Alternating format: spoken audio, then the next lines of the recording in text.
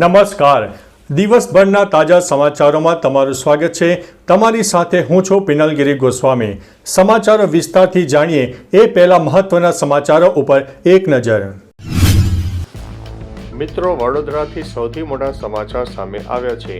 ભાજપનો નેતા દીપેન ભટ્ટ દારૂની હેરાફેરીમાં ઝડપાયો.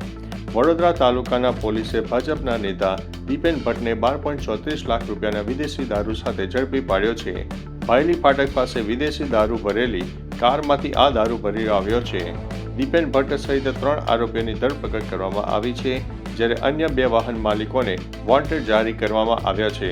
દીપેન ભટ્ટના ભાજપ નેતાઓ સાથેના ફોટા સોશિયલ મીડિયામાં વાયરલ થયા છે. મિત્રો, ચેટ જીપીટીને લઈને સૌથી મોટા સમાચાર. ચેટ જીપીટીને ટક્કર આપશે translate gamma. Google open source translation model translate gamma launch કર્યું છે, જે ચેટ જીપીટીને સીધી ટક્કર આપવા માટે તૈયાર છે.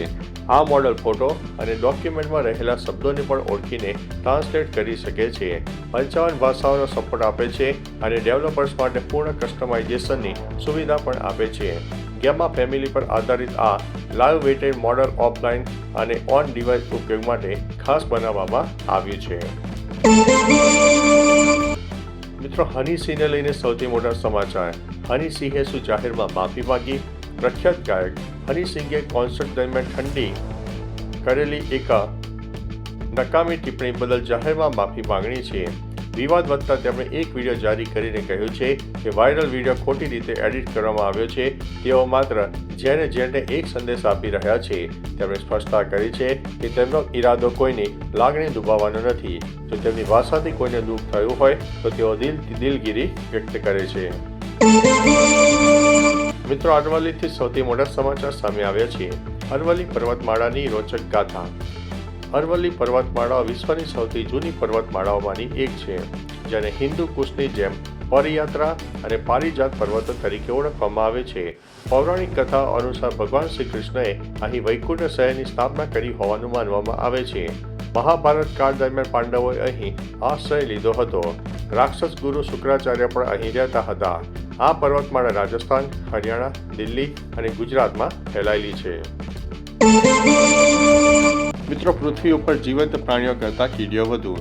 સામાન્ય જ્ઞાનની દ્રષ્ટિએ એક ચોંકાવનારું તથ્ય છે કે પૃથ્વી પર મનુષ્ય કરતાં કીડીઓની સંખ્યા વધુ અને અકલ્પનીય છે. વૈજ્ઞાનિક અંદાજ મુજબ પૃથ્વી પર આશરે 20 ક્વાડ્રિલિયન કીડીઓ વસે છે. જે દુનિયાની તમામ કીડીઓનું વજન કરવામાં આવે તો તે પૃથ્વી પરના તમામ પક્ષીઓ અને સસ્તન પ્રાણીઓના સંયુક્ત વજન કરતાં પણ વધી જાય છે. મિત્રો, કૃત્રિમ હીરાના ઉત્પાદનમાં ભારતની વૈશ્વિક લીડ. 2026માં પર્યાવરણ પ્રત્યે જાગૃતિ વધવા કુદરતી હીરાના સ્થાને લેબ ગ્રોન ડાયમંડ્સ એટલે કે LGDની માંગમાં મોટો ઉછાળો આવ્યો. ભારત આ ક્ષેત્રમાં વિશ્વના હબ તરીકે ઉભરી આવ્યું છે. આ હીરા પ્રયોગશાળામાં અત્યંત દબાણ હેઠળ બનાવવામાં આવે છે, જે રાસાયણિક અને ભૌતિક રીતે કુદરતી હીરા જેવા હોય છે. આ પદ્ધતિમાં જમીનનું ખોદકામ કરવું પડતું નથી, તેથી તે ઇકો ફ્રેન્ડલી છે અને ગ્રાહકોને સસ્તા દરે શુદ્ધ હીરા મળી રહેતા હોય છે. મિત્રો, ગુજરાત સરકારની સરસ્વતી સાધના યોજના. ગુજરાત સરકારની સરસ્વતી સાધના યોજના એક કલ્યાણકારી યોજના છે, જે મુખ્યત્વે અનુસૂચિત જાતિ અને વિકસતી જાતિની કન્યાઓ માટે ઉપયોગી છે. ધોરણ 9માં અભ્યાસ કરતી છોકરીઓને મફત સાયકલ પૂરી પાડવા માટે અમલમાં છે. યોજનાનો હેતુ શાળાએ જતી કન્યાઓમાં ડ્રોપ આઉટ ઘટાડવો, શિક્ષણ પ્રોત્સાહન આપીને ગ્રામીણ અને દૂરના વિસ્તારમાં રહેતી છોકરીઓને સરળ પરિવહન સુવિધા આપવાનો છે. મિત્રો, બાયોમેટ્રિક ડેટા સુરક્ષિત કરવાના નવા પડકારો. 2026માં આર્ટિફિશિયલ ઇન્ટેલિજન્સ દ્વારા બનાવવામાં આવતા ડીપફેક અને વોઇસ ક્લોનિંગ સાયબર સુરક્ષા માટે મોટો ખતરો બન્યા છે. હવે હેકર્સ માત્ર પાસવર્ડ જ નહીં પણ વ્યક્તિના અવાજ અને ચહેરાના હાવભાવની નકલ કરીને બેંક ખાતાઓને ટાર્ગેટ કરી રહ્યા છે. જેથી સુરક્ષા એજન્સીઓ મલ્ટીલેયર બાયોમેટ્રિક વિકસાવી રહી છે, જે હૃદયના ધબકારા અને રેટિનાના હલનચલન દ્વારા ઓળખની ખાતરી કરશે. મિત્રો, હેડલાઇન્સ ઉપર નજર નાખીએ તો BMC ચૂંટણી. ભાજપ 89 બેઠકો, શિંદે 29, શિવસેના UBT 65 અને કોંગ્રેસ 24 બેઠકો ઉપર જીતી છે.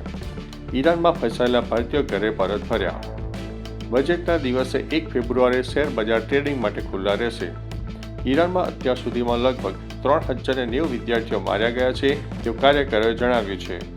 ડોનાલ્ડ ટ્રમ્પે ગાઝા શાંતિ યોજનાના બીજા તબક્કાને આગળ ધપાવ્યો છે. દેશના દિગ્ગજ ઉદ્યોગપતિનું નિધન. સ્ટીલ કિંગ તરીકે જાણીતા લક્ષ્મી મિત્તલના પિતા મોહનલાલ મિત્તલનું 99 વર્ષની વયે લંડનમાં અવસાન થયું છે.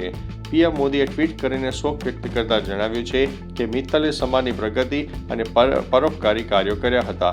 આર્સેલર મિત્તલ જેવી વિશ્વની બીજી સૌથી મોટી સ્ટીલ કંપનીના પાયામાં તેમનું મહત્વનું યોગદાન રહ્યું છે. ઉદ્યોગ જગતે એક દિગ્ગજ માર્ગદર્શક ગુમાવ્યા છે. ગ્રીનલેન્ડ મુદ્દે સમર્થન ન કર્યું તો ટેરિફ લાગશે. ડોનાલ્ડ ટ્રમ્પે ગ્રીનલેન્ડ મેળવવાના લક્ષ્ય સાથે ટેરિફનો હથિયાર તરીકે ઉપયોગ કરવાની ધમકી આપી છે. તેમણે સ્પષ્ટ કર્યું છે કે જે દેશો ગ્રીનલેન્ડ મામલે અમેરિકાને સમર્થન નહીં આપે તેમના માટે ભારે ટેરિફ લાદવામાં આવશે. ટ્રમ્પના મતે અમેરિકાની સુરક્ષા માટે ગ્રીનલેન્ડ અત્યંત મહત્વનું છે. યુરોપિયન દેશોને દબાણમાં લાવવા માટે ટેરિફ સ્ટ્રેટેજી અપનાવાશે, જેથી આંતરરાષ્ટ્રીય સ્તરે ફરીથી રાજકીય ગરમાવો વધ્યો છે. ચૂંટણી પૂર્વે એએમસીમાં આંતરિક વિખવાદ. અમદાવાદ મ્યુનિસિપલ કોર્પોરેશનમાં ચૂંટણી પૂર્વે ભાજપના પદ અધિકારીઓ વચ્ચે શીત યુદ્ધ થયું.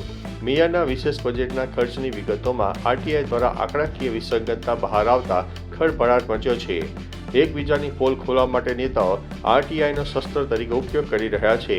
આ પ્રકરણમાં ઉચ્ચ અધિકારીઓને બદલી માટે દબાણ કરાયું છે અને એક કર્મચારીને સસ્પેન્ડ કરાયો છે. હવે વાત કરીશું ક્રિકેટ મેચની. ગુજરાતને હરાવીને આરસીબીની જીતની હેટ્રિક. WPLમાં રોયલ ચેલેન્જર્સને બેંગ્લોરે ગુજરાત સામે શાનદાર વિજય મેળવીને સતત ત્રીજી વખત જીત નોંધાવી છે. પ્રથમ બેટિંગ કરતા બેંગ્લોરે રાધા યાદવના 66 અને રિયા ઘોષના 44 રનની મદદથી 182 રન બનાવ્યા. જવાબમાં ગુજરાતની ટીમ 150 રનમાં સમેટાઈ ગઈ હતી. આરસીબી તરફથી શ્રેયંકા પાટીલે ઘાતક બોલિંગ કરતા 5 વિકેટ ઝડપી લીધી છે. જીત સાથે બેંગ્લોરની ટીમે પોઈન્ટ ટેબલમાં પોતાનું સ્થાન મજબૂત રાખ્યું છે. ભારતે એપલને આપી છે લાસ્ટ વોર્નિંગ. ભારતીય સ્પર્ધા મંચ અને એપલ સામસામે આવી ગયા છે. CCIએ એપલને કડક શબ્દોમાં અંતિમ ચેતવણી આપી છે કે જો કંપની વહેલી તકે જવાબ નહીં આપે તો એન્ટી ટ્રસ્ટ કેસની તપાસ વિના જ આગળ ધપાવશે. વર્ષ 2022થી ચાલી રહેલા આ કેસમાં એપલ પર તેના iOS એપ સ્ટોરના વ્યવસાયના બજારમાં વર્ચસ્વનો દુરુપયોગ કરવાનો આરોપ છે. ભારત સરકાર હવે કડક કાર્યવાહી કરવાના મૂડમાં છે. તો ચાલો મિત્રો, ફરીથી દેશ અને દુનિયાના સુપરફાસ્ટ સમાચાર લઈને મળતા રહીશો. ત્યાં સુધી અમને રજા આપશો. નમસ્તે.